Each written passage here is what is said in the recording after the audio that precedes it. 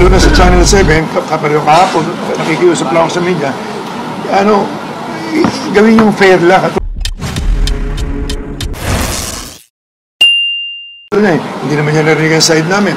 Kahapon lang, isipin nyo, biglang inilabas na niya na sinusuhulan ko si Don. Dapat tinanong muna niya, binabalanse bago siya maglabas. Di ba? Yun parang one-sided eh.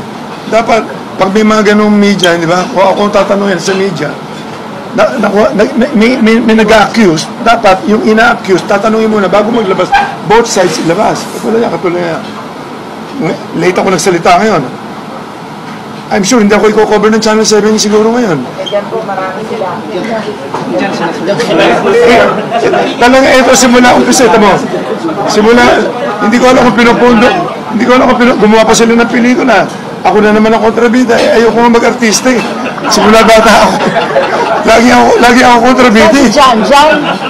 Kaya, ang kasalanan ni John. Hindi ako pareho ng Channel 7 na hindi binabalanse lahat. Ang gusto ko lang, balansehin nyo muna bago kayo maglaba. Ako, pakihin nyo lang side ko. Ngayon, i-analyze nyo ngayon doon sa side na sinasabi ni Don.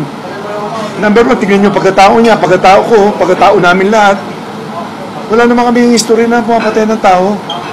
Di ba? Paano mangyayari yan? So, balansehin lang natin.